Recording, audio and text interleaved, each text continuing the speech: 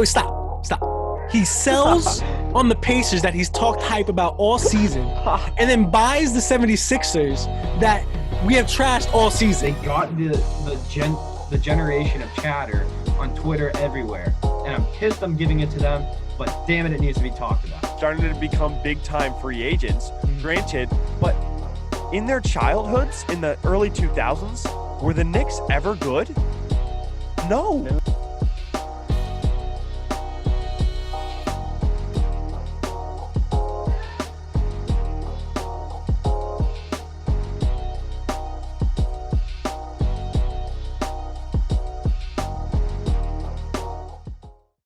Welcome back to another episode of Dribbling Around. We're on number 15, and we've got playoff basketball, precisely Luka's amazing.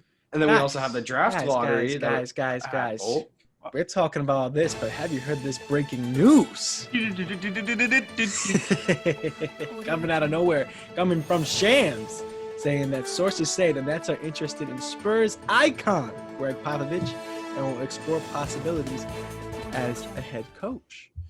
There's 31 other teams interested in Popovich. There's infinite teams interested in Popovich. Everyone, NFL teams are interested in Greg Popovich at this point. That's how good he's been. You know, I think we should try and get Greg Popovich on the show. He was one of the best interviews in the biz. Everyone knows he gives the most probably authentic answers, but elongated answers. They're so great. But nonetheless, obviously I'm kidding. No. The Nets, I get they got KD and Kyrie. Mm-hmm. Why leave San Antonio at this point? I don't see any reason why he would leave San Antonio at all, ever. He has built an empire there, and that is his team. That's his franchise. And he's synonymous with the Spurs. That's like Jordan leaving the Bulls and going to the Wizards. Like that just doesn't fit right. It just doesn't fit right. Yeah, so breaking news, not only does Brooklyn Nets want Greg Popovich, so does Dribbling Around, sound the sirens. But, I mean, this just sounds reminiscent of, like, every year whenever we hear that the Knicks feel like they're in prime position to get a star. Like, this is just kind of stating the obvious. Like, of course they would want Pop. They have an interim head coach, I think, right now. So, Of course they're going to go out and want arguably the best head coach in NBA history. Yeah, and it's like the 1 year Pop's playoff streak ends. Oh, I'm bolting. I'm leaving. I don't think that's going to happen. The one advantage, you compare them to the Knicks, they do have two superstars, and there's a chance to win a championship there, especially if you bring Popovich. KD and Kyrie really respect him, and that's a coach that I don't think, like, especially with how many issues Kyrie's had, if he came there, which, again, I don't think he's going to, he would be able to control the team, and Brooklyn should be everyone's Eastern Conference favorite if he went there. But again, like Jayden said, synonymous with the Spurs, built an empire in San Antonio. If he leaves, I'm not going to call it a weak move, but it'll be surprising and shocking to everyone in the NBA world. Yeah, I mean, he has the Team USA coaching with KD, that experience with KD and Kyrie, so this wouldn't be walking into a completely new experience, but it just doesn't add up whatsoever. I mean, he's probably going to ride off into the sunset with the Spurs. Mm-hmm. I mean, there's really no reason for him to go anywhere or to even believe that he's going to go anywhere. So this is all just kind of smoke. And I'm just going to play devil's advocate, and I agree that I don't think he's going to leave. But, right, he's got 5 titles with the Spurs. In terms of if he wants to chase legacy, if he wants to chase a Phil doesn't need Jackson, to. No. I know he doesn't need to. It's the difference from being a player – I know. And being that a coach. Could be his attitude, though, and he might say, I could get 3 more championships in Brooklyn. Do I think that's his attitude? No. He's already built his legacy. He can retire right now and be one of the greatest coaches of all time. Does he get – I don't think this is the case, but maybe there's like a 2% chance that he'll get like greedy and say, I can win 3 more championships and be that much higher in the echelon. I can have 8 championships instead of 5, where like Phil Jackson had 11. But like you said, I'm not saying that he's going to leave, because I don't think he is, because Pop's who he is. He sticks I mean, I feel like you just watch his actions, you watch his interviews, he's happy where he is. I mean, don't get me wrong. I don't see no reason why he would. And I feel like this is coming very out of the blue from the Nets.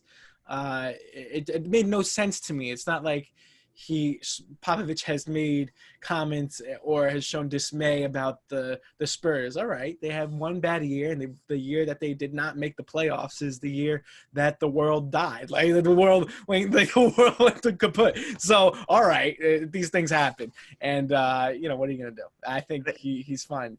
It's obviously Pop is not like Luka over there for different jobs. Mm-hmm. Do you get my pun right there? Luka over there. Are we? I think I'm into that. That's over my head. That's over our heads, but let's just transition to the next topic. It is Luka Doncic. What? No. That was been perfect, Connor. Oh my gosh. Okay, keep going. Luka Doncic. To quote Paul George, that was it. a bad shot, Dane. That was a bad shot. Luka over there, Luka over here. Let's just transition. Luka obviously, the buzzer beater in OT, that triple-double on one ankle. Now they're even 2-2. Arguably, they could be 3-1 if KP doesn't get ejected. And also, no KP last game either, and they still pulled that off. I got to ask the question now. We all kind of had this series being a little bit shorter than what it's looking like. No. Can Dallas pull it off? No. Dane. Yeah, okay. So I made the mistake of picking I have my bracket right, Clippers in 4, so I had them sweeping. Obviously, that didn't happen. But, I was picking storylines. I thought that would be like, can Luka do it in the playoffs? But obviously, he definitely can. So we saw that. And, I give all the credit to the world to Luka Doncic. My grandpa called me up yesterday. And, for your grandpa to pick up the phone and call you and say, hey, you see that Luka Doncic kid? That's really saying something, man. So the kid's on top of the world right now, and that shot is really insane to just see. Like, it was on a step back right in his face. Oh, my goodness. This wouldn't have happened, though, if Kawhi did hit that shot in the fourth quarter. It was a tough shot, granted, but so was that Luka shot in overtime.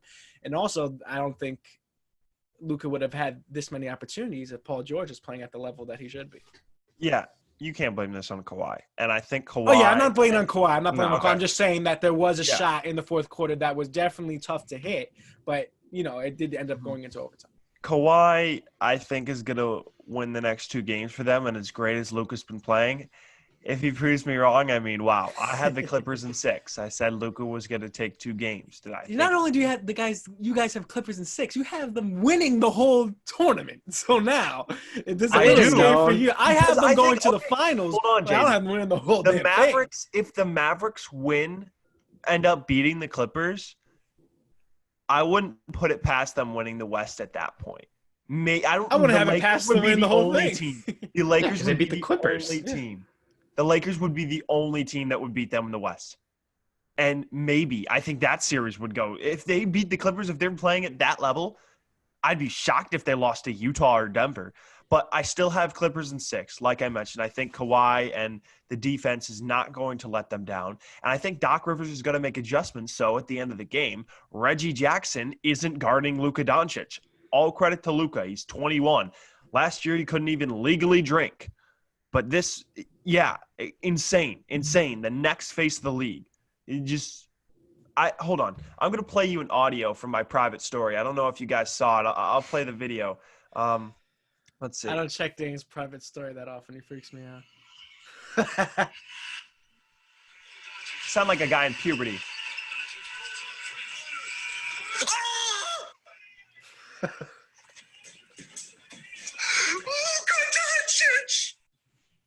Wow. I think we need to save that. Yeah, you got to save that. Luka Doncic.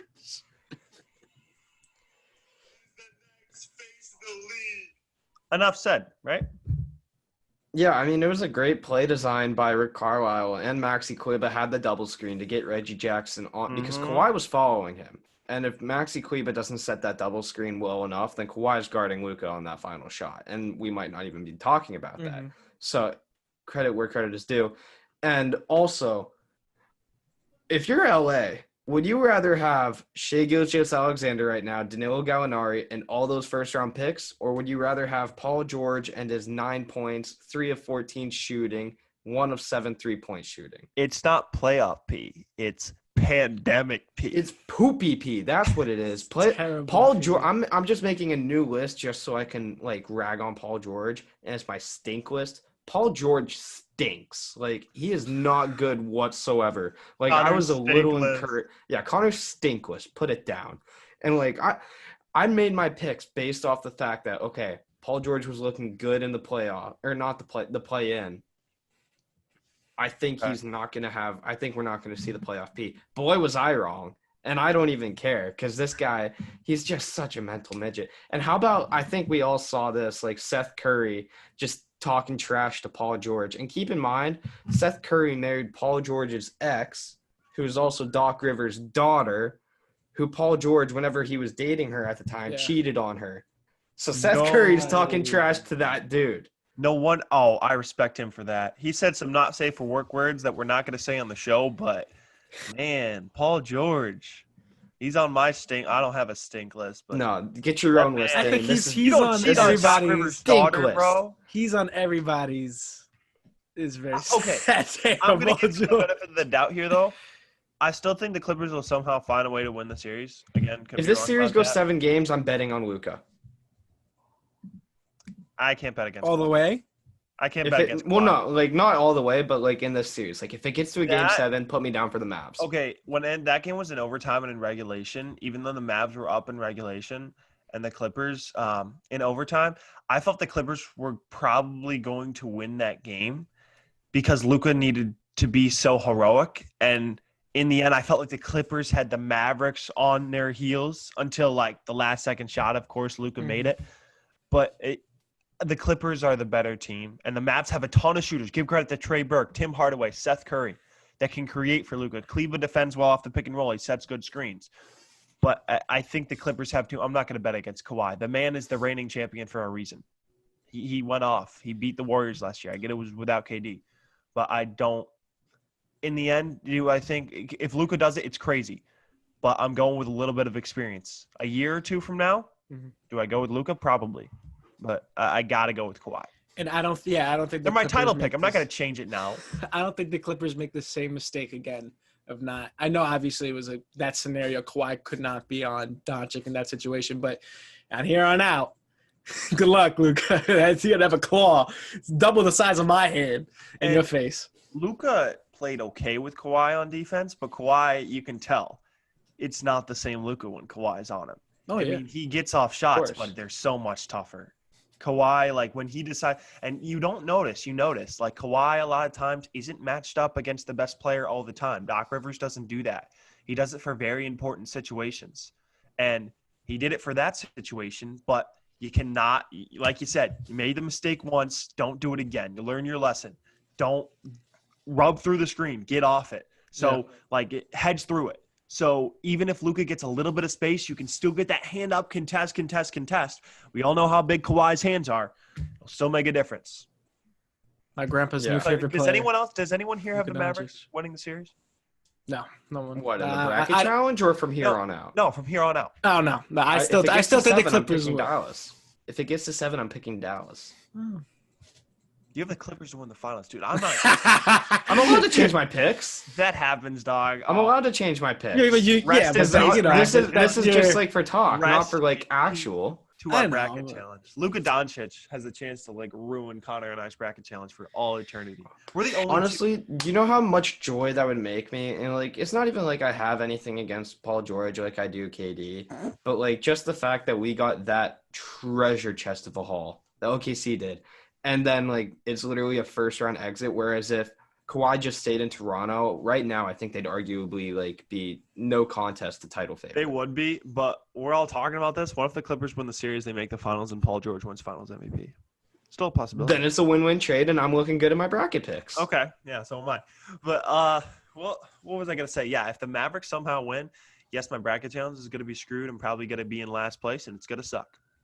But that means if the Mavericks win, then the Lakers, most likely, because they're playing better than Portland right now, are the favorites in the West. So sort of a win-win either way. And we get to see more Luka magic throughout the playoffs. But enough with Luka. Someone else who's putting up 50-point games and crazy numbers like Luka Doncic. If I were to tell you, there are only 3 guys in NBA history to have multiple 50-point games in a playoff series. Those 3 guys are Michael Jordan, Allen Iverson, and now Donovan Mitchell. 3-1 Jazz lead. two guys actually put up a 50-burger last night, Donovan Mitchell and Jamal Murray. But the Jazz, again, they pulled it out last night. They really haven't played a bad game. Mike Conley's been shooting it well. Donovan Mitchell, I mean, this guy is just taking over. I think Charles Barkley or Shaq made a really good point last night. It might have been Kenny Smith. I don't know. That this quarantine allowed a lot of these younger players to work on their game, whereas if it were a regular playoff season, you wouldn't really be seeing this as much. It would have been next season because they're in the middle of the season. They wouldn't have time. But all this 3-4 month break, they had time to improve their game. So we're seeing it now in the bubble. And Mitchell is just having career game after career game. I think you could say that also about the veterans, but in a different way. They got a chance to rest. I think they had a chance to rest, got a chance to relax. Obviously the body's been through a lot, go through a whole regular season, you get to relax. But I think it's a bigger impact for those younger players, especially the rookies. And I know neither of them are rookies, but especially the rookies that finally got that taste of NBA action and are playing really well. And now they know how to work out better for themselves, what they need to do to perform better, and then go into the playoffs. But these two guys, man, and I told y'all, did I not tell y'all that series was going to go 7? It might not go 7, but I think it's a lot closer than what you guys thought, and then complete opposite of what you thought. Because both teams just did a 180. Denver can't defend them. No, I've been telling. I had it in my head. I didn't want you guys to laugh at me, but in hindsight, I definitely should have done it. I wanted to put Jazz in 7. Just because I felt like the Jazz that they were gonna do it. They were gonna at least win one round in the playoffs. Everyone's gonna be like, "Oh, you put us in an NBA bubble, and now you win a round in the playoffs. That's how it's gonna be." And I think we just made a spite pick to pick them to lose, and I think honestly, I think that's what we did. We made a spite pick, and I shouldn't have done that. But at least I thought in my head that it was gonna be a lot closer than both of you guys thought of this series being. Yeah, you're right. Because Utah looked terrible in the 8-game restart, and Denver they were on complete opposite ends of the spectrum. I didn't think the Nuggets looked that good either, and especially when they wear those terrible blue uniforms. You don't like the Mile High ones? That's probably one of the worst uniforms in the league, and they play so bad in them. So I hate those uniforms. By the way, I didn't expect Denver's defense to be that bad on the perimeter. No one can guard Mike Conley or Donovan Mitchell out there. Joe Ingles is still getting shots. Royce O'Neal is defending, and Rudy Gobert's been a big factor. Rudy Gobert's been a big factor offensively out of nowhere too. What do you say? He's dominating Jokic offensively. And you know what? Because he's taking better steps to the basket, and you saw it in game 1. He sort of struggled getting to the basket. He'll get there, but then he'll be very hesitant to put it up. He'll grab the ball and just go up with it. Before, he'll grab that ball, take 2-3 steps, and obviously, but he would shuffle with it. He would get all nervous with the ball and get it. You're in the NBA. Go up. You're one of the tallest, biggest players on the court. Now you're bigger than Jokic almost, right? When it comes to girth, right? And he just muscles him and he goes up. So he's looking really good underneath the basket, especially Mitchell dishing it in there. I said Jordan Clarkson would have to be a huge factor. He was last night. He had 27 points off the bench. He played for Cleveland for a little bit. He played for my Lakers for a little bit. He's a good bench scorer for a team. And Denver right now, they're not getting the contributions they got from their bench in the bubble. Monte Morris hasn't been what Monte Morris has been. Torrey Craig's been good defensively, but he hasn't been that good as a 3-and-D guy from the shooting perspective. Paul Millsap's definitely slow on the defensive end. Mm-hmm. I like Jeremy Grant as a wing, but he's really kind of that only athletic wing that's sort of locking up on defense. Right now it's Denver's defense, and they played with a lot. Game 2 and Game 3 for Denver were lifeless. It was embarrassing. They didn't hustle at all, and Utah was not only shooting better, they were playing better in every aspect of the game, including hustle. And Game 4, Denver comes out with a lot more energy, plays hard, but Utah doesn't give an inch. They still end up winning the game. And give credit to Donovan Mitchell. He's putting this team on his back. And could you imagine a Mitchell-Doncic series in the second round? One of those teams is going to go to the Western Conference Finals. Mitchell's 22, 23? And Doncic is 21. Talk about the future of the league already matching up that early in the playoffs. Well, whoever comes out and wins this series, and odds are now it's going to be Utah, but whoever comes out and wins this series, I think they're going to get stopped by the Clippers because I think the Clippers are going to go next round. So do I. But, that would be a fun series to see, having the Jazz and Doncic. That would be because no one really thought that. I think a lot of people thought Doncic could do it, but I don't think anyone thought that. No. Obviously, the Jazz would have been doing it. Maybe I did, but Donovan Mitchell did not have a good playoffs at all last year. Mm-hmm. Not at all. So a lot of people were thinking like he would take a lot of shots. He was not to Paul George level, but he wasn't that good in the playoffs. And now all of a sudden he's going off, flick of a switch. Young players can do that, man. It's not like Paul George is in the height of his career, man. This is Donovan Mitchell. Okay, it was the second year last year. He didn't do too well in the playoffs. Blink of an eye next year. I mean, we're talking about him maybe as a top 15 guy in the league. Let's just hope that this isn't a flash in the pan for Mitchell, because Like Donovan, we've seen him do that time and time again, where he'll get really hot really fast for a small containment of games, and then he falls back down to earth. This is obviously a great time to get hot because you're in the playoffs now. But if they do go on and move to the next round, I would like to see a bigger sample size from him in consistency, where this, like, obviously putting up 50-point games is a lot to say, but a solid, if he can really pick it up in the playoffs, let's say 27, 28, 29 point games where it's really nice. Obviously, I'm not asking for 50 every night. I'm not crazy. But if he could stay consistent at that level, then I'm really talking at that level of Mitchell, top 15, top 10 player, because he's churning into that. But for right now, from all we've seen from him, it's these 50-point games in one series, and then he falls back down to earth really hard, drops 12. And then it's come on, what happened? Think that's gonna. I mean, I think what the offense that Quentin Snyder runs, also very underrated coach Quentin Snyder. Should have said that earlier. Same thing with Mike Malone, great coach for the Nuggets, but still, he got some what's it called? Some votes, I thought, right? He might have. Mike Malone, coach of the year. Yeah. So Rudy Gobert's their center, but the rest are sort of ball handlers, which really helps out the Jazz offense because Mitchell's not necessarily a facilitator, but he's got shooters around him. So that allows a lot of times they can't really double team Mitchell. I don't know how it would be against the Clippers because obviously they'd probably have a much better defender on him. But I don't know. I mean, Jeremy Grant's okay, and he's not guarding Mitchell all the time. But the offense that Quentin Snyder runs helps him out, and I feel like he's one of those guys that needs the ball in his hands. He's not going to be – he's a good shooter, obviously, but he's not going to be one of those spot-up guys, and I feel like he needs to be the number one as of right now. I'm not saying later in his career. Connor, what do you think? Yeah, I mean, Donovan Mitchell is like a very good player, but he obviously has his ups and downs, and it almost becomes where he becomes overrated vastly and then like so much underappreciated. Right now, this is probably the highest he's ever gotten on one of those highs and lows.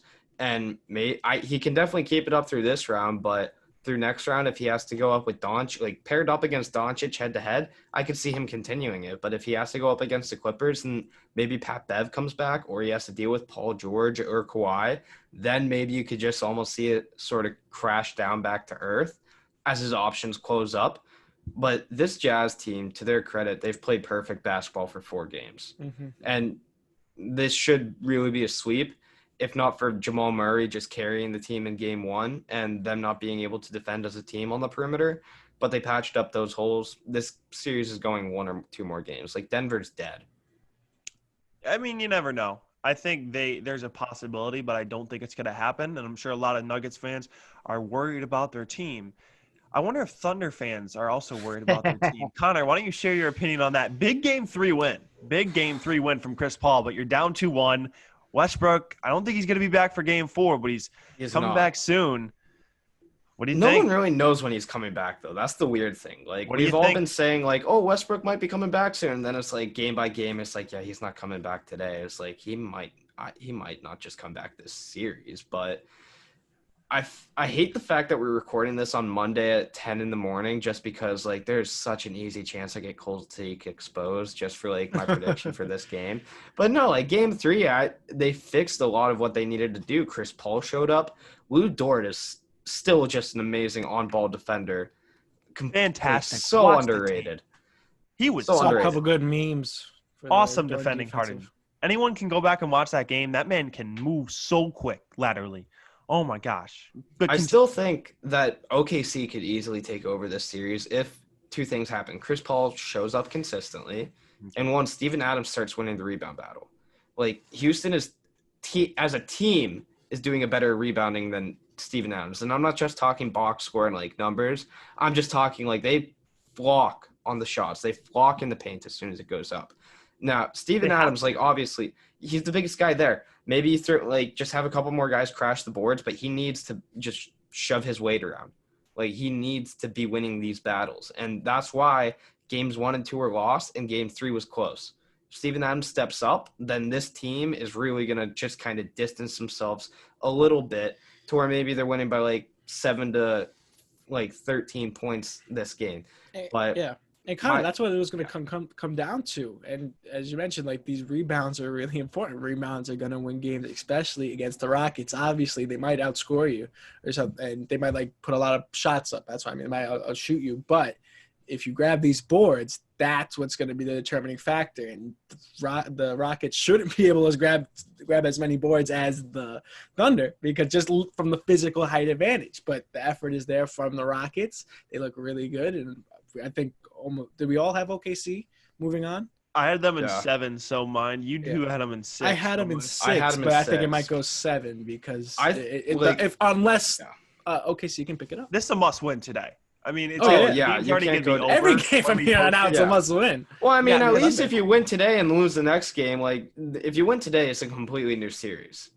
Oh, 100%. Yeah. I think today is a big must-win. You don't want to be down 3-1. First 2, and it's still an uphill climb. Like big, because Harden, as good as Dort defended him in Game 3, at the end of the game, I told you, and this happened in the bubble in the regular season, but I get it's different in the playoffs, and I get Chris Paul was awesome, and hopefully for you and the rest of the Thunder fans, he can continue to do that in crunch time.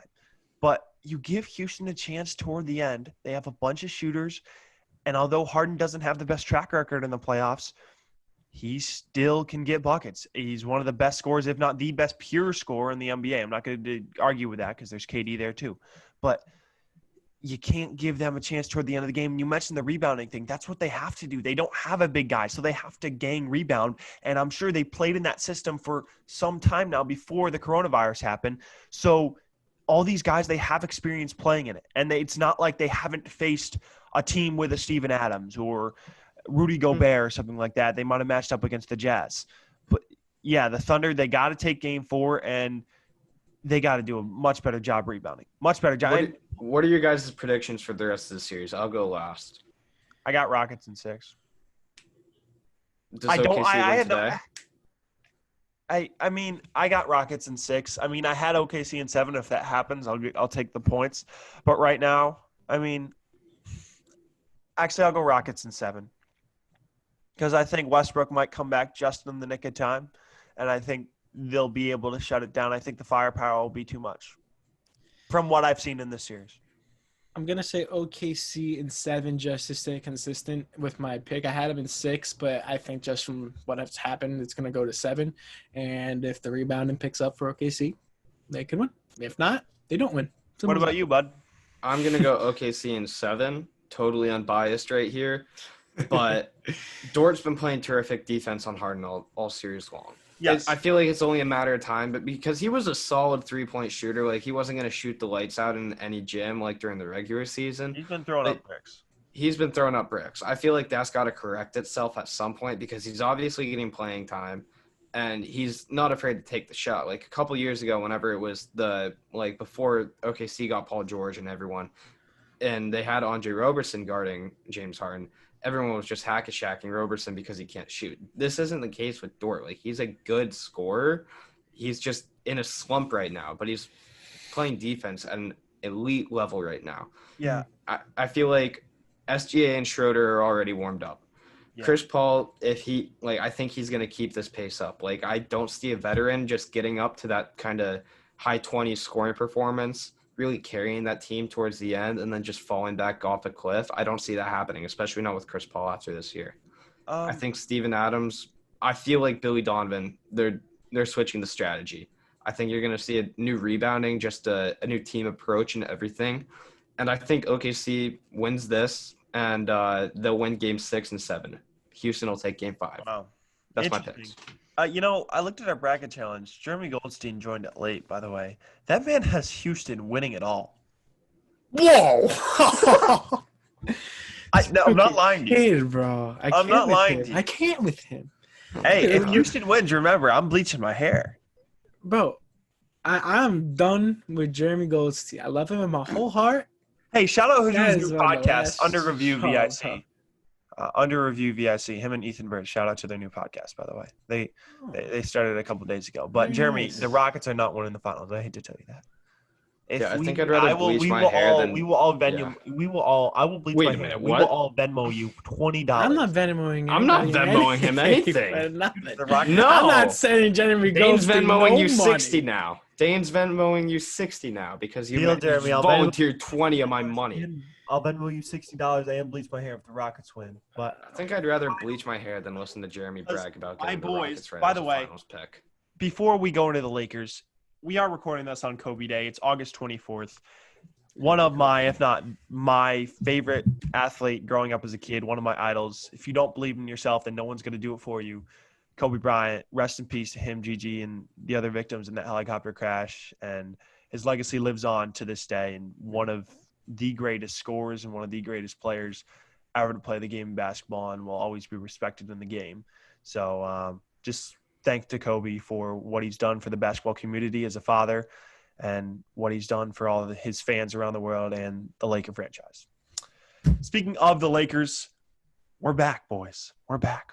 Our defensive identity is back. We played so much better defense in Game 2 and Game 3. It wasn't even bad in Game 1, and we looked like the better team. Especially in the fourth quarter, Nurkic looked gas. I don't know what he was doing. AD played way better than him. And I'm not saying – Portland still has a shot because they have Dame and CJ. But they need a superhuman effort from those two, especially Dame, every single game in the series. If the Lakers – you saw that fourth quarter, even though it got within 3 early in that fourth quarter, the Lakers' defense, you knew the Lakers were winning that game. You knew they were winning that game. Danny Green started to play defense. KCP, although Kuzma wasn't hot from 3, he was playing defense and running the floor and cutting, which is enough of what we need. And LeBron started to assert himself like playoff LeBron. I think I have Lakers in 6 at this point, and I'm sticking with it. I think Portland will steal another game, but the Lakers look like the better team, and they have a chance tonight, and the game will already be over by the time we release this tomorrow. But to put a chokehold on this series, 3-1, shut it down.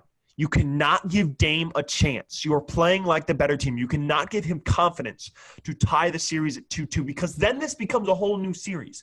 Do I think the Lakers still win if Portland ties it at 2? Yes. But you got to put the chokehold on tonight. You have the opportunity. You got to put them up 3-1. Yeah, I mean, Portland, obviously, LA has been the better team, but Portland still has Dame, and he can just go off whenever he feels like it. And that's what has to scare you as LA. Like, you can be the better team in literally every game of a 7-game series, but Portland can still stick around solely because of Damian Lillard. And I know you said it's going to take a superhuman effort from him and CJ, like, every game.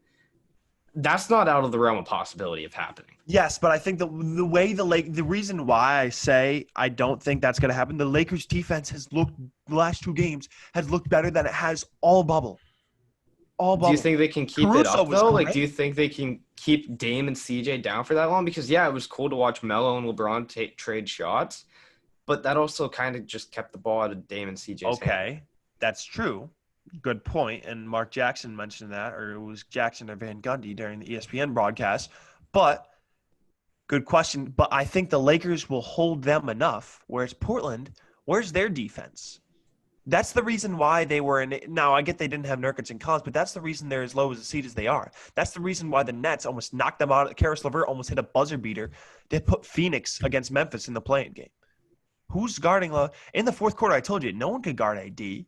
And AD's starting to heat up. Free throws. Gosh, don't get me started about that with the Lakers. Each player had to shoot and make 100 free throws before the end of practice yesterday for the Lakers on Sunday. Good for them. But they need to make free throws. But then, who's guarding LeBron? Melo is actually the one who's playing the best defense. Melo! So, then again, the Lakers, they need to make some threes. I get that. And Danny Green's starting to make some. KCP, Kuz. Some guys need to make some threes. Even Caruso chipped in the 3. But it's sort of also been a battle of the bigs. Dwight Howard, JaVale McGee, Hassan Whiteside, who played most of the year. But you mentioned that. Dame and CJ, yes, they could go off. But what about LeBron and AD? Who's guarding them? The Lakers have a better chance of shutting down those two than than Portland has a better chance of shutting down LeBron and AD, right? They do, but this is really the first game 3 was, that we saw LeBron really be assertive as a scorer. But he's going That's to be – the if thing. it gets to Game 6 and Game 7, he's going to be assertive as a scorer. He's Yeah, not once one team gets to 3 wins, I feel like LeBron's just going to immediately take over and go into that scoring mentality, especially if Rondo comes back too. Yeah, and backs. He was supposed to be active, back spasms. Man, is a huge injury history. But, Jayden, we got to hear from you on this. I still think this goes 7. I think the Lakers take it in 7. I think the Trailblazers are very good. And we bought into the hype coming up through the bubble. Obviously, they played great, and they look really good, and made their way into the playoffs. And they don't look like an 8 seed. Everyone's saying, "Oh, they don't look like an 8 seed." But from time to time, I feel like sometimes they play a little bit like an 8. It depends on the possession. They look a little bit like an 8 seed. But I do think that they have the top end talent and the defense for the ability from time and time again to find their way to a Game 7. They do not have the defense. I think they do. If in order for them to make it to a Game 7, like AD I will think have they to have go enough completely defense. dormant, and Dame will have to go off. Enough defense to make it to a Game 7. No. Yeah, Dude, I think so. Okay. If they don't have it, they're not going to make it. And I think that's a fact. Could you imagine if the Lakers had shot the ball well from 3? This series would be completely over. I think they have Completely enough over. defense. And maybe that's my view is skewed because they maybe aren't shooting enough from 3, but they have enough defense and enough ability to score and enough ability to gain multiple possessions in clutch moments too. I think push it to a Game 7. I think that Lakers still take. I'm staying consistent with my pick. I think the Lakers still take in 7, but I think it goes to a 7. I wouldn't I be think it's shocked. going at least 6. Like I mean, I think tonight, obviously, you'll be hearing us tomorrow or Tuesday, the 25th. So Put the chokehold on, boys. Come on. We need this 3-1. this is a put up or shut up game for Portland. Like if they go down 3-1, there's absolutely no coming back, especially against LeBron in the first round. Yeah, if they go down, and I think that. And I think that'll happen tonight. I don't think so. I have Lakers. I don't think so. I think Portland gets within a game. I think this is still going 7, but I'm leaning a little bit more towards LA now than I initially was. But I mean, and I wasn't really buying in on the hype. I was betting on the bubble MVP. The guy was putting up like 50 in his last 3 games. But you bet against LeBron. Easily. You bet against LeBron. No, I said it. It's in recording. I know. Okay. I think you bought into the hype. I think you did. But not buying into the hype is choosing Lakers in 7. You're recognizing that Trailblazers are a good team, but you picked them to beat the Lakers. Hey, I said James? This is going to go 7. Come on. And this is going to be like, this was like the margin between the two teams in my eyes was very small. And like, I had a tough time picking against LeBron. So it wasn't like, oh yeah, I'm like gung-ho Blazers screaming it from the rooftops. Like I had them losing in the second round. So calm down. I think it's funny. Connor in the west side of his bracket had it's Lakers, rough. Thunder. No, Nuggets, I had Blazers. Yes, you right. said You had Lakers. the Blazers, Thunder, Nuggets, who everyone had. Everyone's probably going to get that wrong. And the Clippers. Who everyone also had. There's an opportunity that Connor could go 0 for 4 in the west side of the bracket, which means I would go 1 for 3, which means Jayden would also go 1 for 3. But, yes, I mean, the West is super competitive. And that's why we wanted to talk about the West first. Because the East, it's been boring. No, but I think it's going as expected. Yes, a little bit. It's going as expected. I mean, I think I expected a little bit more fight out of Indiana, but like I think true. that's probably the best place to start. I got to call you out, Jayden. Sorry. This is going to be ribs thrown, man. I thought it was going to be a little bit more exciting. I thought it would. I think that would have been a really nice story. I thought that would have been really nice. All right. I thought it was going to be a nice story. It would have gone to 7, and Miami would have made it all the way to the next round, but they would have gotten beat up by Milwaukee. No matter what, whoever goes up against Milwaukee next is going to get beat up. But Connor doesn't think so. But no, I don't think so. I think Giannis might kill someone on a fast break. Like I did think that series was going to go 7. Obviously not, but I still have Miami winning. So that's one thing. I'll give it. Yeah, I mean, this is just the sort of case where Miami and Indiana are 2 really good teams, but Miami's just better. And it's not like there's a big difference between the 2 teams, but they're just better that they're going to win every single game against Indiana. And that's not necessarily a knock saying Indiana's a terrible team because they're without their all-star Domantas Sabonis. Mm-hmm. However, TJ Warren, you want to talk about buying into the hype, that has obviously faded off very quickly. and it's just Miami shooting lights out from 3 right now. They're defending it all at paint, mid-range, and perimeter. This team is looking like a buzzsaw. Yeah, and they have the shooting right now, and I think the Bucks will win in 5. Game 1, I think, was an anomaly, and the Magic I had that. played well. Bucks and 5.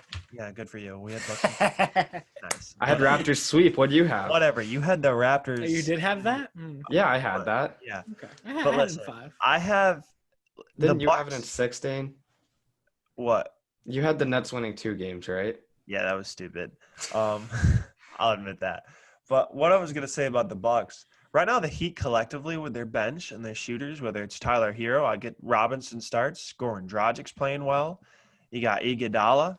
Jay Crowder's a good gutty player that can get you stops. I don't know if I trust the Bucks depth as much. Giannis is going to have to be great, and I need to see more out of Chris Middleton. Middleton, if he plays like that, like he's playing in the Magic series, like he does in the Heat series, Miami's winning. I have Milwaukee in 7 because I think Giannis is going to do it. Just pull his team, put him on his back. But, I mean, Chris Middleton, you can't do that. You supposedly a top 20 player in this league. You're the sidekick to Giannis. If they want to win a championship, this man has to average about 20-something in the playoffs. Probably like 25. Jayden, I don't know why you think Milwaukee's going to stomp all over Miami. I have them in 4. I have Miami in 4. Milwaukee in 4 over Miami. That's ridiculous. I started laughing because I remember watching the game. Have you all been playing the game in your head? Where's Josh Longstaff? I've been looking for him all bubble. I've seen him. I've been looking for him, and then I saw look him on the multiple bench. times. Yeah, I've seen him multiple times. So I played that game where I'm like, where's Josh Longstaff? Because these games, Milwaukee is just beating the hell out of the Magic. So all I do. You don't think the Magic take another game, do you? No, I have them in okay. 5. Yeah, no, listen, you gotta look. My back has been a good one so far for me, at least. So I got Milwaukee. They're gonna win in 5, and then they're gonna steamroll over Miami. And Dude, no, it's not I think going they to be steamroll over Miami. I think they're gonna win in 4. I think it's you guys. I think Miami isn't as good as you make them out to be. It's like, listen, they're a great team and they're a great regular season team, but they're very young and they're going against the freaking Bucks. All right. And, Okay. So they're young, but who else other than Antetokounmpo, Giannis, and Middleton? Who else they have collectively? I know they don't have a lot of rep, but I think the Bucks are just gonna have the coaching available and they're gonna have the willpower just to really beat up on this Miami team. And Miami has the coaching staff that's been there and won it, though. Miami's shooting it better. Like, and yeah, Spoelstra's Budenholzer is obviously with top 3 coach. coach right now, Understood. but Spoelstra has won it. Boom, bingo. Understood. Yeah, he's won it, but with who? With who on the freaking roster? Okay. I'm sorry. The second, maybe first greatest player of all time is on the team. Sorry, my bad. In his prime. Okay. We just think the Heat are shooting it so well. With Dwayne Wade and Chris Bosh, the first ever super team. Okay. Eric frickin' Spoelstra win a championship. Oh, I'm sorry. I'm not talking. I could have coached that team and won a championship in that enough time. with Eric Spoelstra. We're not going to talk about the coaching matchup anymore. But like I said, Milwaukee relies so much on that inside game while the Heat relies so much on the outside game. Milwaukee's going to have to lock up those shooters. The Heat collectively are arguably the best shooting team in the NBA. They have so many snipers. So, and right now they play decent enough defense, and you're forgetting. A lot of people think, I'm not saying he's going to do it, but if I had to pick 3 defenders to guard Giannis in a 7-game series, one of them probably would be Bam Adebayo. Mm-hmm. 2 of them might be on Miami right now with Jimmy Butler. That's a big size one. His mustache freaks me out, Jimmy Butler. He needs a haircut really bad. Brooklyn, Toronto. Kyle Lowry out with an injury. I think it was an ankle injury yesterday in Game 4. That's a big loss, but they didn't seem lost without him. Granted, Brooklyn's not that good of a team, and they didn't show it. They played hard, but Toronto plays harder than anyone else in the NBA, and they were straight up awesome. Nick Nurse, congrats on Coach of the Year. Well-deserved. You lost Kawhi. Your team's playing hard. Everything went well for them. I don't know what you could say. Ibaka, Powell, Fred VanVleet. Connor, what did you say in the group chat about Fred VanVleet? He is the second best point guard in the NBA right now. Okay, slow your roll. And he's just awesome beard. Really a stud. He just has everything going for him. Kyle Lowry went down. That doesn't matter. They got an all-star right next to him in FVV. Steph and Dame. Steph is out. Chris Paul was a no-show for the first 2 games. You know who showed up for all 4 games? Van Vliet is just so cool. Dude, everybody loves Fred Van Vliet because he just no one expects him to be that good, but he just is, and especially in the playoffs, he just really knows how to show out, and he just plays good ball. Yo, this Raptors team coached really well. Oh, who'd that coach man? Oh, coach of the year. Sorry, dude. These Raptors team is gonna be nice, baby.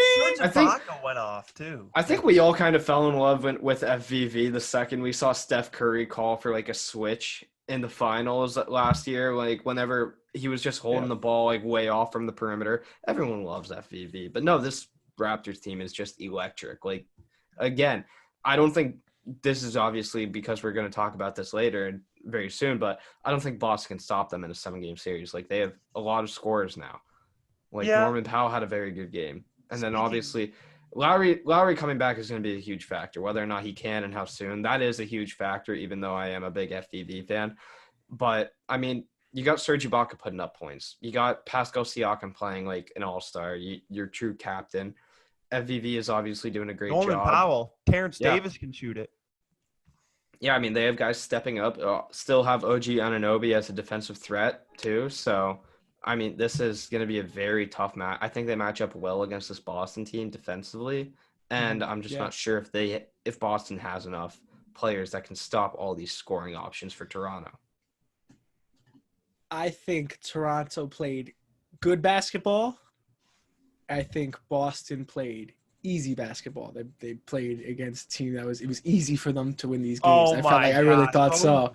For Toronto to beat Brooklyn, I thought that, but I think so. Yeah, you're right. I think it was easy to beat the Brooklyn Nets, but they still played good basketball. It just looked good, right? It just the ball movement was great. The coaching was great. I think Philly played harder than Brooklyn though. Philly just couldn't make shots. I think they just the Celtics just had an easy ride. I think that might be to their detriment. I think they had a really easy first round, and they might not be ready because you're going from the Phillies. Wow, I'm talking baseball still in my head. Going from the 76ers to the Raptors, and I think that's a huge jump. Maybe one of the biggest jumps you could make. Well, the Sixers battled. They battled in that series. Speaking of sweeps, the Raptors swept the Nets. The Celtics, the 3-6, like you just mentioned, they swept the 76ers. Jayden, you said it was easy basketball. I was encouraged what I saw from Kemba. Hayward got hurt. He was going to leave around the conference finals anyway, but that's a big hit. Mm-hmm. I had Boston in 7. I'm going to stick with it. It's really tough for me. Like I said, I think the difference is going to be Jaylen Brown. I'm going to stick with that.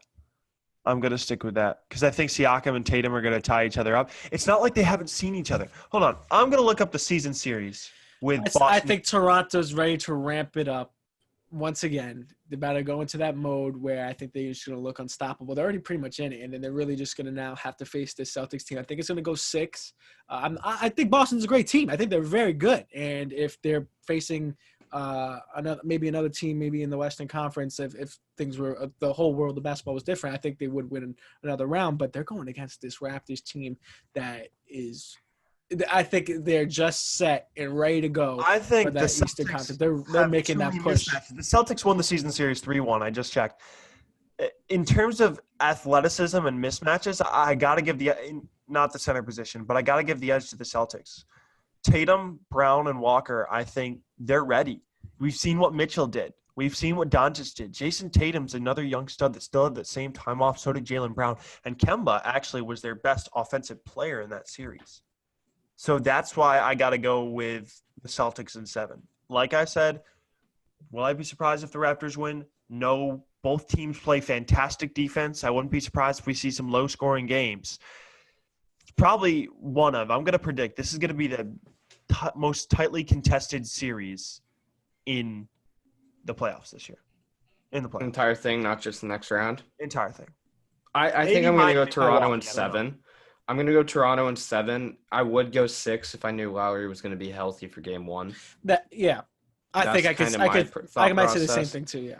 And I'm pretty much thinking on the same wavelength that Jayden is right now. Like, I just think that Toronto, this was almost a warm-up series. Mm-hmm. And it's not like where, Boston might get caught off guard after playing Philly, because I also thought Philly played great basketball. They played hard. They just couldn't get a win. It's kind of the same thing that Indiana's doing right now. But I think that, not that Boston is going to be caught off guard, but Toronto had almost a warm-up period. And Toronto is now, they're going to be reaching their top level very soon. I don't think Boston can handle that. I think, you mentioned all the athleticism that Boston has with Walker, Brown, and Tatum. And Siakam and Tatum kind of cancel out. I think Lowry and Van Vliet can keep up with Kemba. And then you just have a plethora of wings that cannot, like, you're not going to ask them to outscore Jaylen Brown, but you're just going to ask them to run with them. I get your point, and I see why Toronto could win with your explanation. I really do. I just feel Tatum's just going to get it done, or Brown. And Marcus Smart, I think, is going to have a big series. And Boston's bench isn't terrible. They play around – It gets a little thinner without Hayward and having to start Smart, though. They still played like 11 guys the other day. So against Philly, who they swept. An ample amount of rest. I get it. It's going to be a tough series. And Boston swept Philly. Boston and Toronto, it's going to be a tough series. They're both going in the right direction. Philadelphia, however, Connor, we've had an extensive conversation about this. They got swept. You can't do anything with Tobias Harris's contract. You can't do anything with Al Horford contract. Connor, what do we do? I would just like to revisit one of my hot takes. I think I'm officially now 1 for 1. I said Philly would get swept, and then they were going to blow it up. They are in peak position to blow it up. What'd you say this? I said when the episode you weren't on. Say that too? I said no. Last episode that if this, I said there. This was like my mild take, not hot. All right, I said Dane clowned me for my other He's take. right. Connor's right. Connor's correct. I'm trying to remember. I don't think I was there, but I also said last week that if it does go for maybe it hasn't happened yet, but if it does go Boston sweep, the Philly will blow it up. Now, here's what I think Philly will end up doing. I think if you move Embiid, you have to move Simmons. But if you move Simmons, you don't have to necessarily move Embiid. It just depends on who you're getting back. Granted, this is going to be a very big talking point, but what will Golden State do with that number 2 pick? Golden State. No, Connor and I talked about this, Jayden. It works. Please explain this to me. It works. Connor, you want to go? It works. I don't get it. I really don't. Obviously, this is not just going to be like, Andrew Wiggins and a number 2 pick. Like, there's going to be many firsts involved, but Wiggins and Embiid's contract are perfect in terms of money, so obviously the cap is going to work. Yep. You get the number 2 pick. If you're Philly, you can decide to whether go Lamelo or Wiseman, whichever. Not Wiseman. Whether you trade probably Wiseman, and then so who is Golden State getting? Embiid. They're getting probably Embiid. I don't think so. I really don't think so. I don't think Golden State. I'm not sure, but here's the thing: if Philly is looking to move Embiid, there's only a very small handful of teams that are probably going to be interested. And Golden State probably has the best offer too. And also think about this. This is the same team we're talking about that went out and signed KD after having a 73-9 record. Are you really going to put it past them to just overlook adding the only reason I would say no is because there's a center on the board that they can take right there. But are you sure he's going to help you? Jayden, are you sure he's going to help you? I really think so. I think he's going to be that good. I like him. And why not take a young guy? Do you think he's going to be better than Embiid? Do you think he's going to be better than Embiid? I think I take that risk. Dude, he's okay. And then taking the Embiid, who has been proven to be hurt very often. It's like going for a more expensive DeMarcus Cousins. Like you're just buying, but you're buying on Wiseman when we barely saw him at Memphis. And another point, I'd rather draft young and own that right to him. Myers, how many years does Embiid have on that contract? Like 5. Bob Myers. So he's extended. Okay. Bob Myers said that they want to win now. You want to start developing. Yes, that's a great environment for him to be in. But if you want to win now, could you imagine all those shooters? You get another shooter on the floor. You got Steph, Clay, Draymond, who can be on the opposite block, and another shooter. That is a death lineup because then you can't double Embiid in the post. And Embiid one-on-one in the post, You're They're not saying they're gonna run that 4-out, 1 in the post, and I think that could work. That would be But filthy because you can. I can't like I know it'd be filthy, but how often is Embiid going to be in the court? And I know I hate to talk about injuries, but this guy is always he was on the court this season. Injured. He's always injured. He was injured almost of this season. He made it for the playoffs. Yeah, for the playoffs he made it back, but he's injured most of the season. And he's not the problem in Philly. He was the one playing hard. I don't think Embiid is that perfect fit for the Warriors. Okay. He grew up in that 76ers system. I think their best bet is for them just to draft. Okay. That pick. I think that's you're talking about Golden State, but do you still blow it up with Philly? What do you do? Yeah, you blow it up. Where do you trade Embiid then? Where do you put? He has to find somewhere else. I think that Hawks might be a good pick, but I don't think I don't not exactly sure where you put Embiid yet. And if you do even decide to move him, maybe I don't even know if you do decide to move. Golden State would give you a haul. They'd probably give you. I don't know if even you decide Pascal to move him because. Like that's a huge haul, dude. And also not even do the move. I think you need to fire both the coach and the GM. Well, Brett Brown, yeah. The 76. They both need to be gone. But if they don't, then this whole movement has failed for the 76ers. It already has. It's a sad day. Here's my thing: Connor and I went over this. There's a few teams you could trade Simmons to. One of them is Cleveland. You could do the Sexton thing. Okay, never mind. You could do OKC, which Connor has talked about, or you could do Phoenix. Ricky Rubio is sort of a placeholder. I'm not really sure about his contract. I never thought of Phoenix. That's a really good one. I like that. Okay, you could get number 10 back. You could get pick number 10, or you could they have a couple young wings in Cam Johnson and Mikal Bridges. I think that is a lot safer of a movement than having the Embiid thing. Because then you could go Simmons, Booker, Ayton. I like that a lot more than Embiid. I think that is too much of a star power move and too much for me. That's too much. I get angst with that. But with the Embiid going to the Warriors and all that. And I like the calmer pick of having the Warriors draft. I think you just don't want to see the Warriors become the best team in the league again. No, I actually do. I'd rather have them do that instead of them having to buy for it. I want them to draft it themselves. I want the Warriors to do it themselves. I don't want Embiid to be a part of it. Okay. I don't like Embiid. That's why. Here's my thing. If you do Simmons to Phoenix, you get a couple young wings, Johnson, Bridges. You have the number 10 pick, the number 2 pick, and you trade Simmons and Embiid. Then you start new with LaMelo. I'm just thinking in Philly's head. I'm not thinking about Golden State. What pick? If you at the second, if Embiid is gone. Because I think they're going to trade Embiid and Simmons. And I don't think it's both. I don't think it's both. I think it's only one. I feel if you trade Embiid, there's no point in keeping Simmons around. Exactly. Because you're punting on your best player. I think only Simmons goes. I think only Simmons goes for sure. I don't think Embiid goes. Philly also has 4 second-round picks this year, if I'm correct. So they have room to load up stuff and send it. Yeah.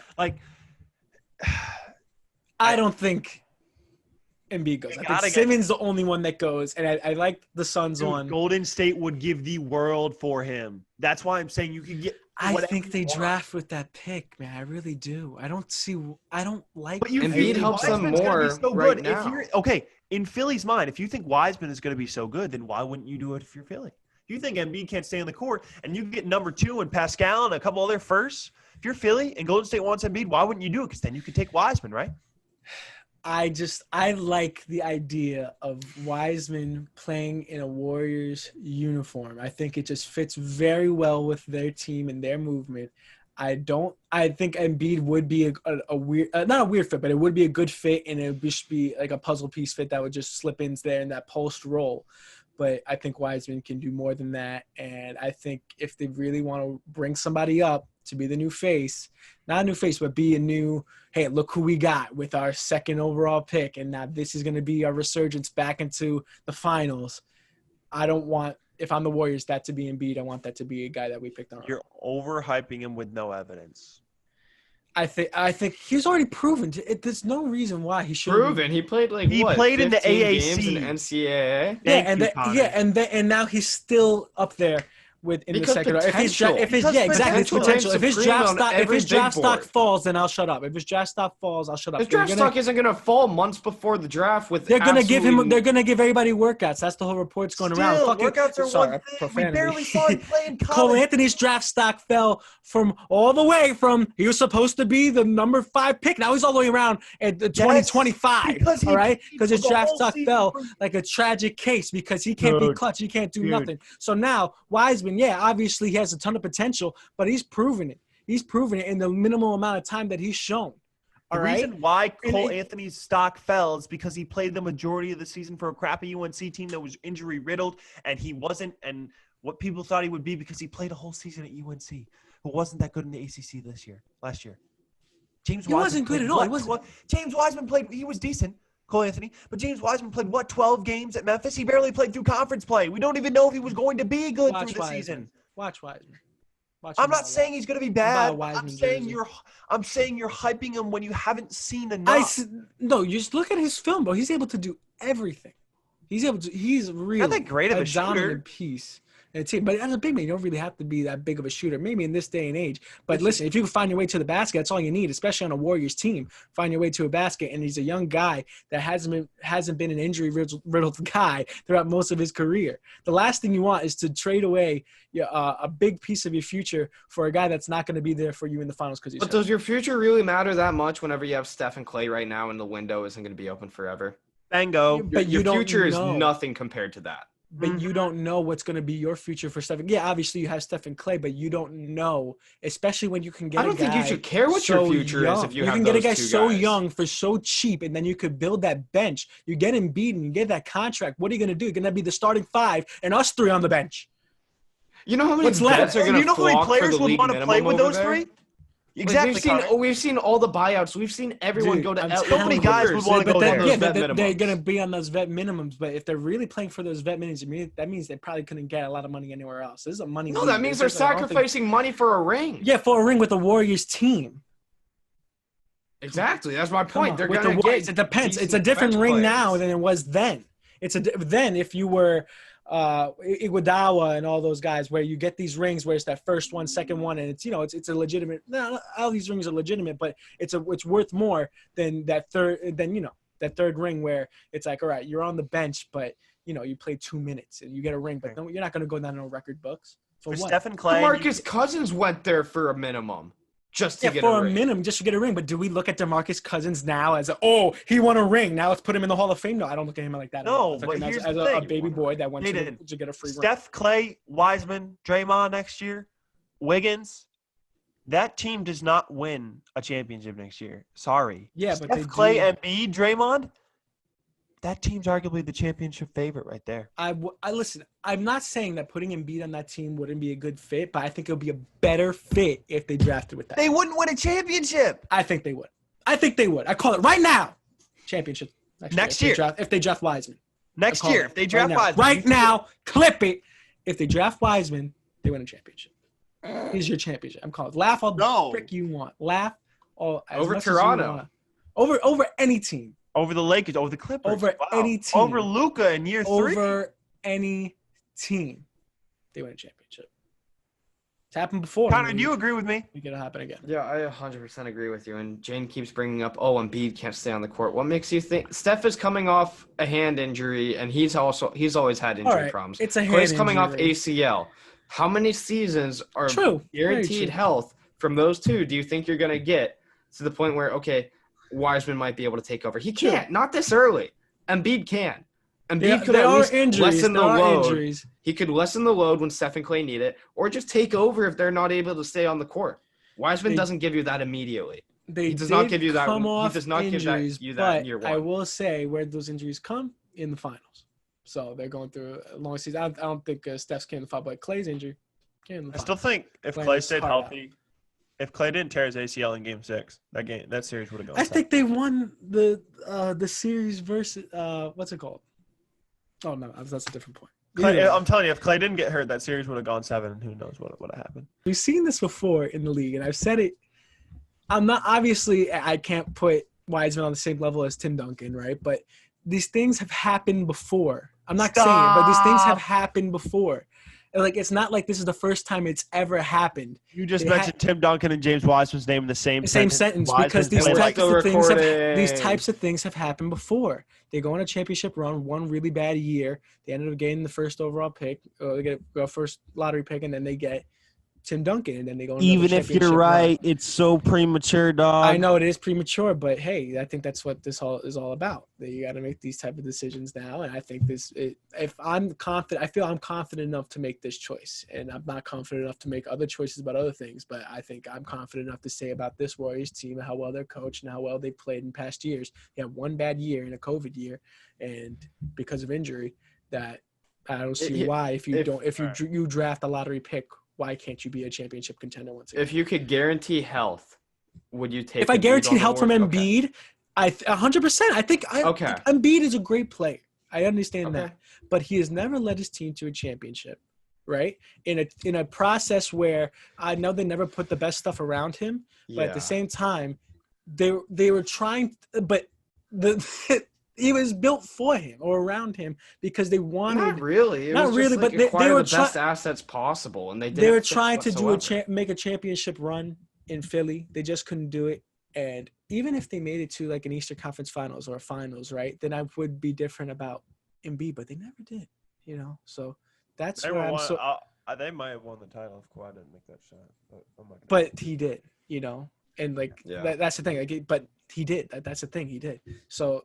I know we give so much hate to the 76ers, but at the same time, like I can't put all my faith in Embiid. Last year was their chance when they had Jimmy Butler, JJ. Mm-hmm. Yeah, they had Jimmy Butler. They had all these pieces, and they still couldn't do it. So I don't know why you say Embiid is like you put him with that Warriors team, and they are awesome. But I think we said the same thing when you. I think it'll happen too. DeMarcus Cousins with that team. It's like, yo, look, they got another big guy, and now I know you start to put Cousins and Embiid on the same level. Cousins was also coming off of a ruptured Achilles. Yeah.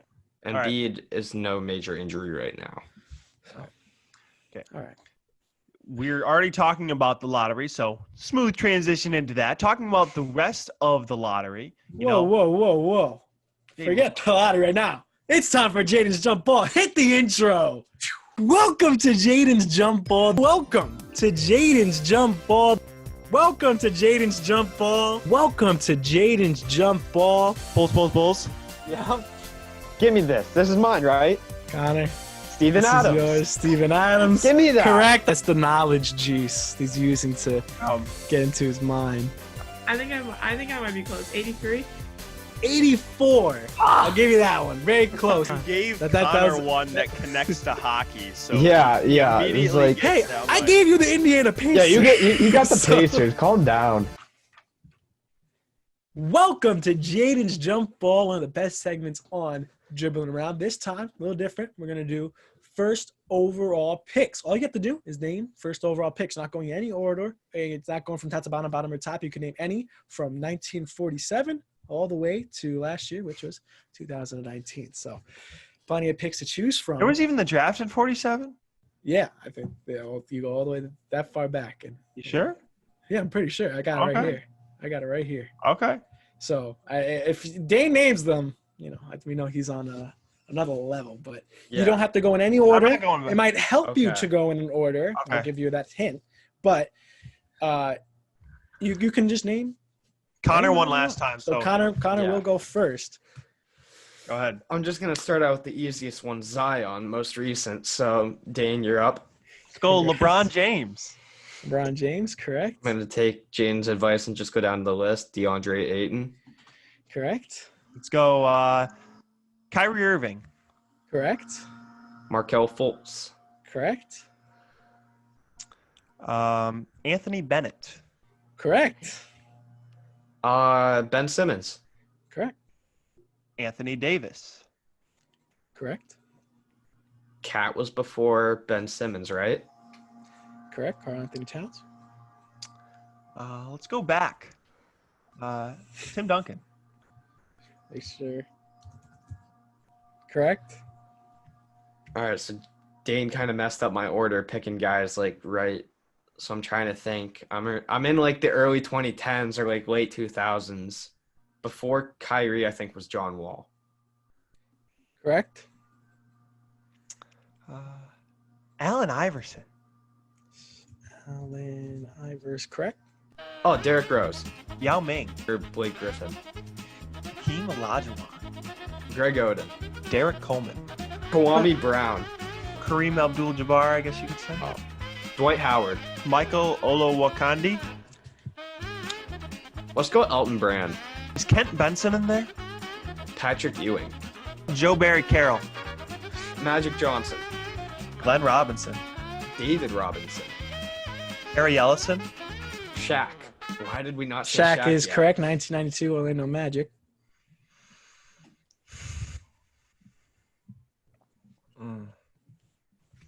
The Mavs ever pick number 1?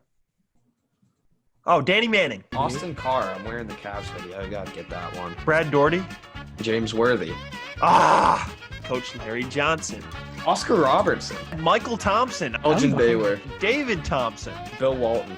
Andre Bargnani. Andrew Bogut. Oh, I hit you. Kenyon Martin. Ray Felix. Clifton McNeely. Jimmy Walker. Mr. Ralph Sampson. Oh! LaRue Martin. Andy Tonkovich. Mark Aguirre. Doug Collins. Scroll up. And yes, that is correct. 76. Kent Benson. I already said him. Said that. He said that. Good run. Really good run, Connor. That was very, very He good. went first, so if I get this wrong. Alvin Hayes out of Houston. Elvin Hayes, yes. All right, good And game, by Connor. the San Diego Rockets. Dude, Dane, I can don't you like name the any fact more? that I went that long. Damn. Can you name any more, Dane? Do you know any more out that? Alvin Hayes. What was I going to say? Bob Lanier. Out of St. Bonaventure. Bob Lanier. Lanier. I don't see any Bob Lanier. You sure? He was drafted by Detroit, right? Out of St. Bonnie. Bob Lanier. Oh, yeah, there it is. In the Sure? 70s. Yes, I 70s. was gonna be Detroit like, Pistons, bro. yeah, I that's was gonna correct. be- You already said David. You said Jimmy Walker. Walt Bellamy. Walt Bellamy. I think you might have said that. No. No, so by the Chicago Packers in 61.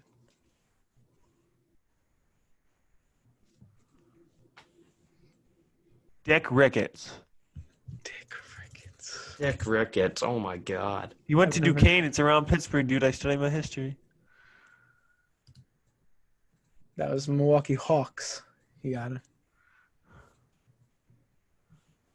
So you go Green, another Duquesne Yep. guy. The year directly after by the Rochester Royals. Did we get John Lucas?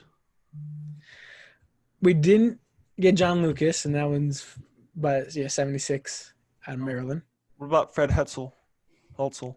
That was 65 by the All San right, I'm Francisco out. Warriors. I'm All right. So a couple of names we missed was Howie Shannon in 49, Charlie Scher in 50. So basically the 50s. Yeah, the 50s you guys missed. I think you guys didn't say Chris Webber. Oh Did anybody say Wait, Chris Dane, you Webber? didn't say him? no! No one Oh said my Chris God. Webber. I didn't say him because I thought you did, and I just forgot about it too long. No one said Chris Webber. And did anybody say DeAndre Ayton? Yes. Yeah. Someone that said was my DeAndre second Ayton. one. Yeah, I just want to make sure. Yeah, that was a while back. Anyone say Joe Smith from the Warriors? No. No one said that. And let me think. You guys got all the 2000s. Good. Yeah. Let me look. Daughtry. Yeah, then everything else you guys really ran through hard. So, yeah. But, yeah, the only big one you missed was Chris Webber. Poor Chris Webber. No love. What a jump ball. What a jump ball, indeed. Long one, but I think deservedly so. I think Connor really put up a good fight. Great fight. Yeah. This one is made for Dane to win, but I changed the Yeah. rule a little bit. If we went in order all the way back, I don't think Connor would have done as well. But since we did all Dane was the one jumping out of order from the beginning. Yeah. And I think Yeah, that was I a don't know. bad I mean, idea I on might have his mixed part. up like John Wall or Kyrie or something. I think that was a bad idea on Dane's part because if you took a lot of the recognizable names, that would have forced Connor to take some of the harder names, and you know more of the harder names than he does. So it might be smarter just to go with the ones that Pittsburgh are Iron Man. definite. Yeah, there's no way he was going to get that, so you should like maybe save that for him. Maybe he knew.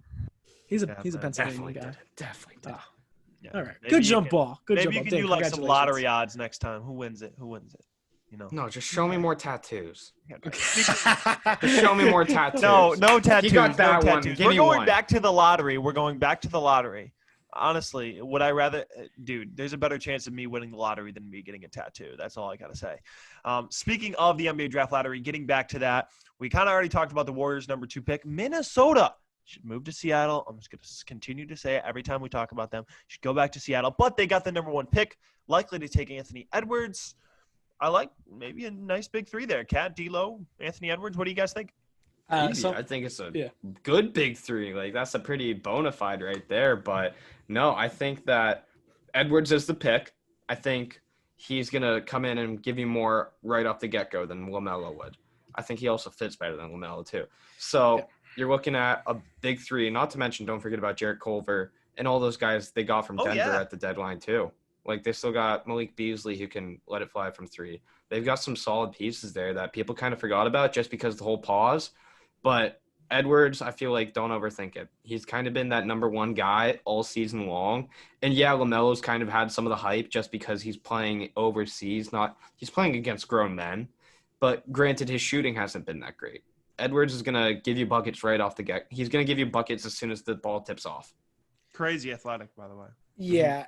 I wouldn't say he's choose from 3. Obviously, okay. He's okay, but he's not a superstar from 3. Mm-hmm. But he's a linebacker. That's the thing. Yeah, he's a big guy and he'll score you some points. I think it's a very safe pick for Minnesota. I'd say that for sure. I heard something funny where D'Angelo Russell's face was on the screen for the draft lottery. He's like, damn, they're going to draft my replacement here real quick. So, and I thought, hey, that's a really good point. It might just get you out of there as fast. If they do, would I be surprised? No. But would I be upset for LaMelo? Yes. I feel like there's a lot more D'Lo, though. There'd be a lot more fun places for him to be than Minnesota. I mean, poor D'Lo. I mean, that would be like you go from Brooklyn, LA to Brooklyn to Golden State to Minnesota, and you're shipping him out again. I mean, gosh. They're not replacing D'Lo. I know. They might. I know. And but speaking of the they? lottery, Maybe not, but they you might. saw D'Lo. What do you think of Steph's new haircut? Love it. Very cool. I think I might do that. I'm down. I think I'm going to do that. I definitely have the length of hair for it. Oh, Jayden, please. I'm going for it. That's it. Full cornrows. Is that going to be your bet? No. What's it called? Like I did the Rockets and who do I have to get cornrows if who wins the Nuggets? You have to do a lot of things for a lot of people. I don't sell my body for like You gotta pay I don't Jeremy sell my 60 body bucks either. now. You gotta earn it. Connor, you're not in favor of the haircut by Steph? I liked it. I thought it was really nice. It looks Maybe he goes back to the regular He's look. still got for the the baby season, face. He's got the baby face. Listen, he's living life. Got Right those now. No little- one could touch Steph Curry. Yeah, Yeah. dude. Yeah, we got to mention the Knicks number 8 pick. Ooh. Sad day for all New York fans. What else And you what are you expect, gonna do? Zion, Kyrie, KD. Yeah, Skylar commented LaMelo Ball should go to the Knicks. Just straight up disappointment every year. Hey, we never really talked about it, but what if Golden State just opts to move back? Like New York might, rather than trade for a star, like we've seen the rumors. What if they just decide, like, you know what, we want LaMelo, we want Wiseman. Exactly. And you know what I asked for? If I'm Golden State, because I want a center, I asked for Mitchell Robinson. Mitchell Robinson. Oh Yep. yeah, Bingo. Mitchell And if they don't want to Robinson. give me it, I'm not doing it. I'm if you're going for Golden, wait, someone else. restate the exact statement that you said. If New York, Golden State's at 2, and if they don't trade it to Philly or whoever else, and New York's at 8, and New York wants to move up to that spot to take a LaMelo or James Wiseman, whoever, or maybe Anthony Edwards, probably not. Yeah. Then if I'm Golden State, I'm saying, yeah, I'll trade picks with you. But You have to give a Mitchell Robinson to get. I don't think New York would do that. I don't think they would. Yeah, I don't think they will. Wait. In a normal organization, I don't think they I don't would. think they'll do that. But with the Knicks, maybe, just because maybe. Dude, But Golden State would. I love Mitchell Robinson with my whole heart. I think he is just electric. Maybe his scoring isn't awesome, is not perfect, but defensively, this guy's a beast, man. Mitchell Robinson is probably one of the best defensive big men in the league at a very young age. My second week at Ithaca College, and I'm seeing all these college memories pop up on my phone, and it's deathly saddening. But at the same time, remember my second week, I'm playing with the Lakers in 2K, and I'm playing like a PS4, and I'm not playing that well. I'm much better at 2K now. I'm taking a final shot with LeBron, and Jeremy Goldstein just blocks me with Mitchell Robinson 3 different times the possession, and I lose. It was just ultra disappointing. It showed me Mitch Robinson, man. I like him a lot. Shot blocker. In terms of the other spots in the lottery, Chicago, do you think there's any chance that because Charlotte's looking for a big, right? They have Rozier and Graham, so they're probably not going to take LaMelo. If Wiseman goes 2, Edwards goes 1, Charlotte might not take LaMelo. I think there's a small possibility that LaMelo could fall to the Chicago Bulls at 4. That would be fun. Maybe. Be fun. I would love to see him in a We need a ball in a big market again. Yes. Ball in a big market. Yeah. You can't draft the ball into a small market. You have to put him into a big market. It's a crime to put him in Charlotte. That's why I said I think he would be a decent fit in Charlotte because you're not keeping Terry Rozier forever. Terry Rozier has 2 years after once this year's finally over, he has 2 years on his contract left? LaMelo goes 2, I think if LaMelo goes 2 and Philly gets that pick from Golden State or whatever we're talking about, and then Wiseman falls to Charlotte, dude, look out. Charlotte's got a nice core. Washington. They're not a playoff team next year. What? That team is not a playoff team next year, though. No, not next year, but maybe. Okay. Right. All right. And then number 4 and 5, I feel. Yeah. Who got 5? Cleveland. Obi Toppin. Denny Avdija. I don't think Toppin goes that fast. I don't think Toppin goes that early. Obi Toppin goes 4. Wait, why do you like the Avdija kid? Is he Croatian? I don't know, really. I don't know. He's Eastern European. He's from Tel Aviv. No, he's international. Oh, Israel. Yeah. He's from Israel, yeah. Israel. Yeah. Okay, but have you watched No, he's just he's that small forward, power forward kind of combo. And if you look at the Cavs starting lineup, you obviously have the guard duo of Garland and Sexton. You still got Kevin Love there, and then you got Larry Nance kind of behind him on the bench. And then you just traded for Andre Drummond. The one hole in your starting lineup really is that small forward spot. Jetty Osman isn't moving the needle for anyone. Denny Avdija comes in, and he's not going to be a star player, but he could be a very great role player on a good team. I think that's the ceiling. We would love for Larry Nance to come on dribbling around, man. I'm telling you right now, I'm thinking the Hawks do trade their pick to the Sixers for Embiid, and then they draft the center out of either USC, I think he's from. Onyeka. Yeah, that big guy. Well, they have Horford there still. He's true. Yeah. Come on. But you need to replace a big guy with a big guy. No, I'm just saying. No, I don't think. I think if you're blowing it up, you don't need to necessarily go for an Embiid or a Simmons replacement. You need to draft best available. I think either they can go with him or Obi Toppin. The Sixers ain't no stopping Obi Toppin. Ain't no stopping Obi Toppin. Very nice. But yeah, I would have to do good. What happened? I think the Hawks trade that to Philly, and then Philly goes with that. Yeah, I think they go big again. Okay, I think so. But the Sixers would have to get back Reddish and Hunter. And Herter. Okay. At least. We'll see what the Hawks do. I really don't know. Collins? If you got Collins back, I would just take Collins and Hunter. Or you could go Hunter, Reddish, Herter. If I'm Philly, I'm asking for John Collins. I think that's more fair for Embiid because I still think the 2 is way too much for Embiid, given the injury issue. I feel like this draft class is kind of last year we knew. Yeah, this year we don't know. Yeah. I think that's a good thing for the draft as well. Last year we knew. I think we're going to see a few mid-rounders in the mid-first round that turn out to be studs. Like Donovan Mitchell, Kawhi Leonard, Giannis. Those guys are all middle first round. Yeah, so. That happens often. But this year we don't know, but I think that's a good thing for the draft and a good thing for the league. Obviously there's the big names, but we just don't obviously Zion, everyone knew. It was the Zion lottery draft. Whoever got won the draft lottery won Zion. That's why that was so Yeah. important. And this year, yeah, it's cool. And people might dub it the ball draft, maybe, or the Edwards draft or whatever. But it's not exactly. There's that question of who's going to go first. And that's a good thing. RJ Hampton, too, out of the NBL. Interesting. Don't really know Could about be one him. of those guys that gets picked around like late lottery and then ends up developing. But there's going to be a lot of prospect growth needed for this class to really shine. Like I feel like, what's that one draft class that had Josh Jackson? Like, well, I mean, the Sun. I'm just thinking of a couple Suns draft class where like after like the top 5 or top 4, like it really fell off, but then it started to pick up again around like late lottery. Like I feel like this kind of has potential, not just because like, oh, the prospects like 4 and 5. We really don't even have a consensus like 4, even like a 4 through 7. Wait, this is Expert analysis. This is our longest show to date. That's okay.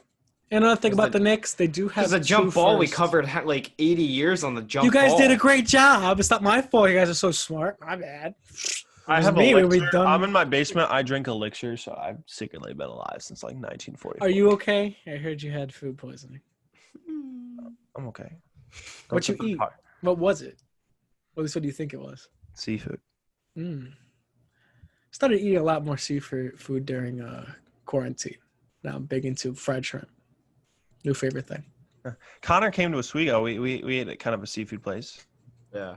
I mean, Good place. Good calamari. fried calamari. Fried calamari. What's better? Sadly, we're not going to be able to go back to Ithaca College in the fall, but that does mean more episodes of Dribbling Around. Yeah. Right? The question was, We're going to try to get on WICB and VIC's platform. We're going to try and see if we can get on ICTV's platform. Stay tuned for that. Stay excited. I hope you guys keep enjoying the episodes, and I'm sure you guys are looking forward to the rest of the playoffs as well. Yeah, it's sure going to be a fun one. Let us know, DM or comment us if you want to see us interview anyone. You want to talk come about on the a special show? Topic. Yeah. Call in. Do something. Yeah, do we something, can do a man. call-in We'll thing, have more like, interviews just- coming yeah, up. We'll have more of interviews. course. Maybe some Of coaches, course. some more players. Everything's going on. All right, that's it for Dribbling Around. Sure had a fun one. And, hey, we had a lot of hot takes throughout this one, but this playoffs is just getting started. We're not even halfway there. We still got the semis. We still got the conferences. Still got the finals. We're going to be there with you the whole way through. We thank you for joining us. And it's sure going to be an awesome ride. I'm excited. I hope you're excited as well. So make sure you leave a like, comment, subscribe, all that good stuff. Let your friends know, hey, we're just getting started here. Love you guys. Dribbling Around. Stay up. Happy Kobe Day. Paul George stinks.